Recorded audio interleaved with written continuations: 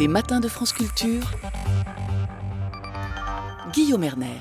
Et oui, Idriss Déby est mort hier et je vais vous lire la une de l'Humanité parce qu'elle est parlante. Mort d'un dictateur de la France-Afrique, réélu président du Tchad ce week-end. Il aurait succombé lors de combats. Il était au pouvoir depuis 1990. L'Humanité dit sans embâge, de manière claire et forte, ce que les autres journaux disent un peu de manière euphémisée. Bonjour Marielle Debeau, vous êtes maîtresse de conférences à l'Université Paris-Nanterre en sciences politiques et on vous doit le métier des armes au Tchad, publié aux éditions Cartala. Il faut peut-être revenir sur le conditionnel qu'emploie l'Humanité. Que sait-on sur les conditions de la mort du dictateur tchadien Idriss Déby ? On ne connaît pas les circonstances exactes de sa mort. Hier, le porte-parole de l'armée tchadienne a annoncé qu'il était décédé des suites de blessures. Idriss Déby s'était rendu ce week-end dans le Kanem, au nord de la capitale, où se déroulaient des combats entre la rébellion et les forces gouvernementales. Et donc, il aurait été tué.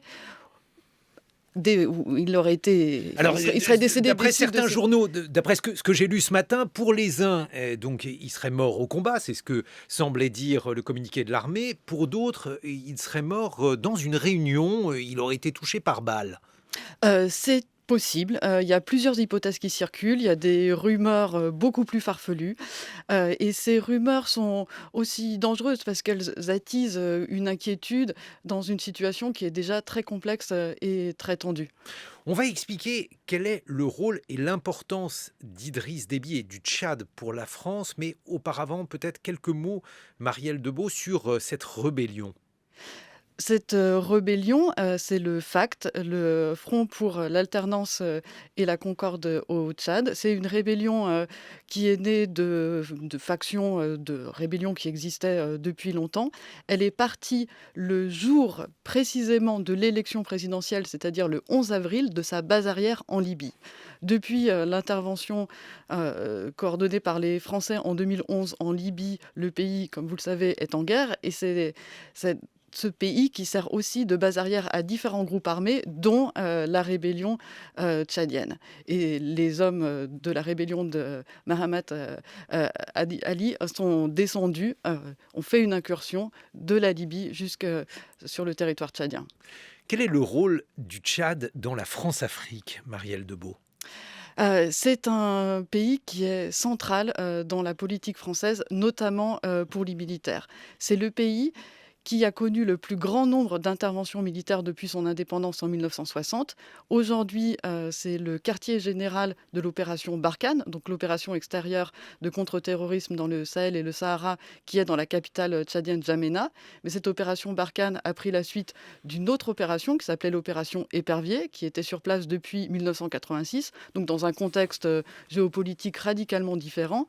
Et depuis l'indépendance du pays, l'armée française n'a quasiment jamais quitté le territoire tchadien. C'est étonnant ces liens qui sont des liens donc antérieurs bien entendu à Idriss Déby, même si Idriss Déby est là depuis assez longtemps, Marielle Debeau. Oui, Idriss Déby est là depuis, était là depuis plus de 30 ans. Et les différents gouvernements qui se sont suivis au Tchad depuis l'indépendance ont été soutenus par les Français. Et le soutien des Français a été important pour Idriss Déby, comme il l'a été auparavant pour Hissène Habré, jusqu'au jour où les Français et les Américains ont lâché Hissène Habré, ce qui a permis à Idriss Déby de prendre le pouvoir, c'était en 1990. Et donc la manière dont historiquement s'est constituée cette France-Afrique au Tchad, Marielle Debeau, expliquez-nous pourquoi l'histoire du Tchad et l'histoire de la France donc, sont aussi intimement liées. Donc le Tchad est une ancienne colonie française et c'est une colonie qui était déjà entre les mains des militaires. Ce qui est très particulier au Tchad, c'est le rôle des militaires. Les militaires ont toujours eu un rôle central dans la détermination de la politique française dans le pays et ça ne s'est pas démenti ces dernières années. Il y a une grande continuité dans la politique française au Tchad. François Hollande avait choisi en 2013 de faire du Tchad son allié indispensable dans la guerre contre le terrorisme, comme on dit au Sahel et au Sahara, puisque les forces tchadiennes avaient été aux côtés des forces françaises dans le cadre de l'opération Serval à l'époque. Et sous Emmanuel Macron, on a une continuité de cette politique de soutien à Idriss Déby. Et oui, d'ailleurs, c'est la raison pour laquelle quelques journaux ce matin évoque avec inquiétude l'avenir. Alors c'est par exemple l'éditorial du Figaro qui parle d'Africanistan, la grande fragilité du principal allié de la France au Sahel. Marielle Debeau, qu'est-ce que ça veut dire? Alors, je ne reprendrai pas ce terme d'Africanistan. Je ne vois pas trop à quoi il peut faire référence. Une Mais manière de considérer, je ne dis pas qu'elle est juste, mais le parallèle consiste tout simplement à dire qu'il y a une menace djihadiste au Sahel et que le Tchad était un allié de la France pour lutter contre cette menace. oui, les choses sont évidemment beaucoup plus compliquées et on peut aussi penser que le rôle qui a été attribué au Tchad dans la guerre contre le terrorisme est aussi une partie du problème. Et ça, on est en train de le voir aujourd'hui et les Tchadiens risquent de le payer très cher. Ah, expliquez-nous. En faisant du Tchad un partenaire clé des Français et des Occidentaux dans la guerre contre le terrorisme, on a aussi permis à Idriss Déby d'avoir une politique répressive et d'avoir une politique qui empêche le développement d'une véritable alternative. Et c'est malheureusement ce qui s'est passé. Et ça fait quand même un certain nombre d'années que les observateurs et analystes du Tchad préviennent ce pays qui a été considéré comme un îlot de stabilité dans le Sahel et le Sahara n'était pas stable. C'était un pari très très risqué de miser sur l'armée tchadienne. L'armée tchadienne qui a été saluée pour sa prouesse au combat, mais c'est une armée qui était aussi connue par les populations au Tchad et dans la région pour son non-respect des droits humains, les exactions contre les civils. Et c'est une armée qui a été construite aussi médiatiquement comme une armée formidable et indispensable dans la guerre contre le terrorisme, alors qu'elle était aussi une partie du problème.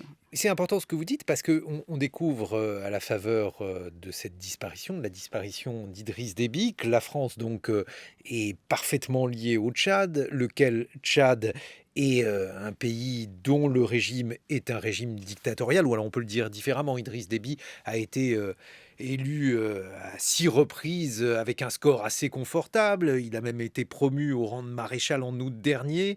Et la dernière élection a été l'occasion pour lui de recueillir pratiquement 80% des suffrages exprimés. C'est une belle réussite politique. Une belle réussite politique dans une élection qui s'est déroulée sans opposants, puisque les principaux C'est opposants plus avaient confortable. boycotté le scrutin. Et on voit aussi comment Idriss Déby a réussi à se maintenir au pouvoir pendant plus de 30 ans avec un savant mélange de répression et de cooptation. C'est-à-dire qu'on n'avait plus affaire à la violence politique systématique, brutale de Hissène Habré, qui a ensuite été quand même condamné pour crimes contre l'humanité, crimes de guerre et torture. On avait des pratiques beaucoup plus subtiles, mais pourtant très efficaces, de contrôle des opposants, des organisations de la société civile. C'est-à-dire qu'on est dans un pays où il était toujours possible de critiquer, mais les journalistes, les voix indépendantes ne savaient jamais à quel moment ils allaient aller trop loin et à quel moment ils allaient pouvoir être, par exemple, arrêtés.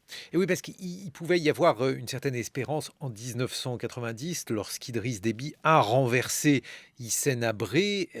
Bon, cette espérance a fait long feu, mais malgré tout, on pouvait imaginer qu'il y aurait un régime plus démocratique à l'époque, Marielle Debeau.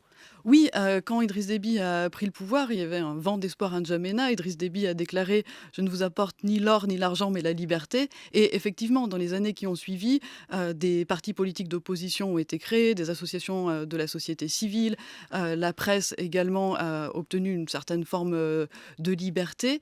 Mais c'était aussi un contexte qui changeait, hein. Dans les années 1990, il y a une vague de démocratisation en Afrique, notamment en Afrique francophone.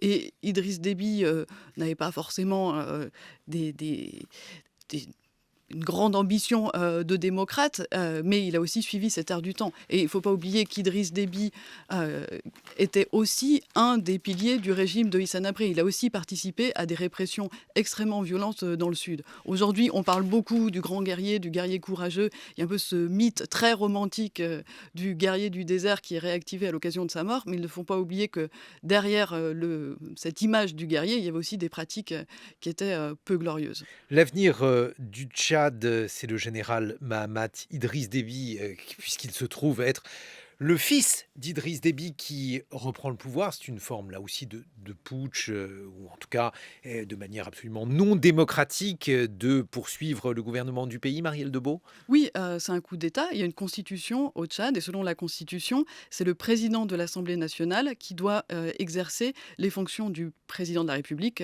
en cas de vacance du pouvoir et très rapidement après l'annonce, du décès, d'Idriss Déby, son fils, l'un de ses fils a pris le pouvoir et a annoncé avec la création d'un conseil militaire de transition.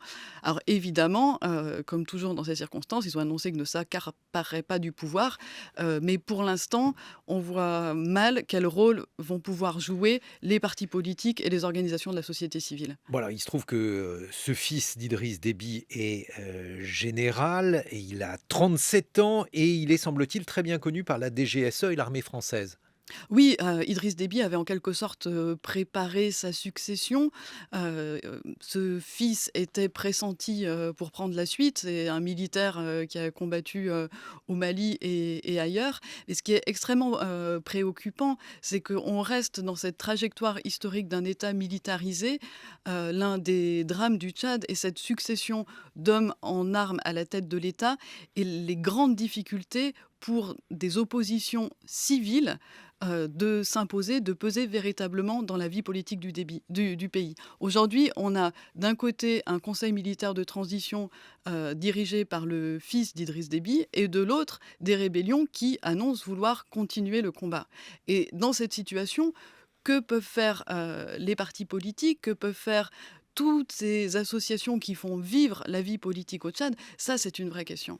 Comment vivent les Tchadiens? Alors, il faut rappeler que c'est un pays qui est aux trois quarts rural, avec une place importante pour l'agriculture et pour l'élevage du bétail. Et c'est un pays aussi qui exporte du pétrole. C'est un pays exportateur de pétrole depuis 2003, mais c'est un pays, qui reste, pauvre pour l'immense majorité de la population.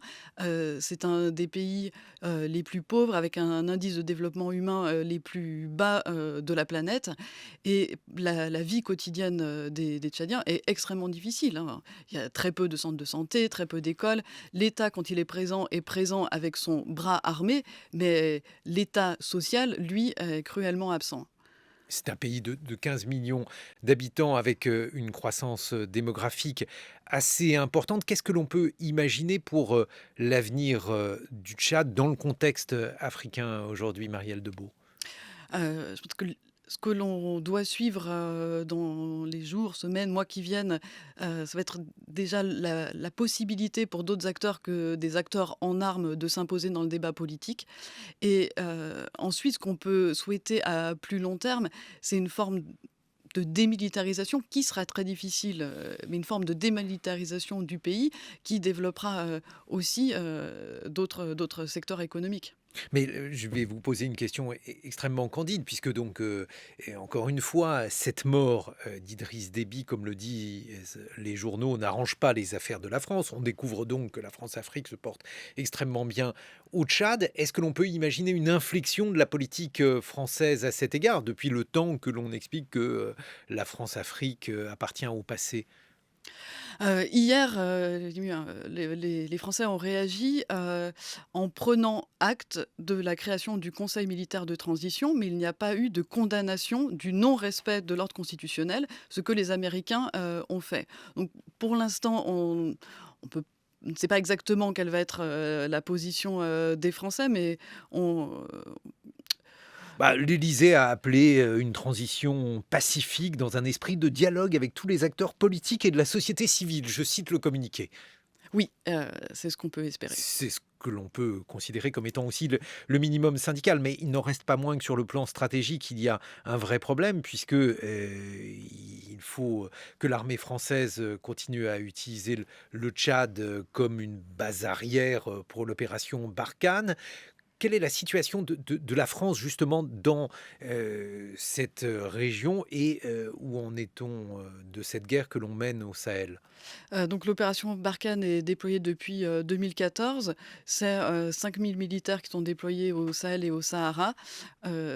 C'est aussi une opération qui est accompagnée par le G5 Sahel, c'est-à-dire une coalition des 5 pays de la région, Mauritanie, Mali, Burkina Faso, Niger et Tchad. Et c'est dans ce cadre aussi que l'armée tchadienne a été promue comme une armée indispensable à la guerre contre le terrorisme. Et la question qui se pose aujourd'hui est ce que vont faire les militaires tchadiens qui sont déployés hors du pays, et si cet engagement va se poursuivre et comment. Et là, on est face à un problème créé par la mort soudaine et imprévisible d'Idriss Déby. Et pourtant, cette situation est un des scénarios qui était possible. C'est le pire des scénarios possibles. On pouvait s'attendre à ce qu'un jour Déby, qui n'était ni invincible ni immortel, disparaisse de la scène politique. Et le système qui s'est mis en place ces 30 dernières années avec ce soutien de la France à Idriss Déby arrive aujourd'hui à sa fin, et il risque d'avoir aussi des conséquences, Mais et des c'est dans ce conséquences contexte. désastreuses pour les populations. Oui, c'est dans ce contexte-là que l'on peut imaginer que même s'il n'était pas immortel, en tout cas la seule chose qui était garantie, c'était sa réélection apparemment. Oui, sa réélection ne faisait guère de doute. Il avait été élu en 2016, il a été réélu en 2021. Il est quand même assez symbolique que Idriss Déby meure précisément au moment où on annonçait sa réélection pour un 6e mandat. Le bilan de la présence française au Sahel est mitigé, j'utilise un euphémisme, Marielle Debeau. Est-ce que cela pourrait dire que cette disparition va rendre encore plus périlleuse cette opération, puisque, semble-t-il, la manière dont nous luttons contre les djihadistes n'est pas couronnée de succès, ou en tout cas ne suffit pas à faire disparaître cette menace, Marielle Debeau? Oui, je pense que c'est toute la stratégie française dans la région qui doit être repensée. Et comment pourrait-elle l'être, selon vous? Qu'est-ce qu'il est possible de faire, tout en sachant que, bien entendu, ceux qui défendent cette position de la France considèrent que sans la France, eh bien, les djihadistes auraient été libres de s'emparer de la région? Euh, les interventions militaires sont souvent considérées comme des solutions et sont promues comme des solutions, alors même qu'elles sont parfois aussi, et c'est le cas ici, une partie du problème. Si on resitue dans un contexte historique, on voit comment la France n'a cessé d'intervenir au Tchad avec toujours cet argument de protéger la stabilité du pays, et on voit qu'il y a une répétition d'interventions qui ont eu précisément les effets inverses. Et là, dans le cadre plus large de la région, euh, on a une opération qui n'a pas atteint ses objectifs et et qui peut avoir des effets contre-productifs. Merci beaucoup, Marielle Debeau, de nous avoir présenté la situation au Tchad après la mort d'Idriss Déby. Je rappelle le titre de votre ouvrage, Le métier des armes au Tchad, aux éditions Cartala.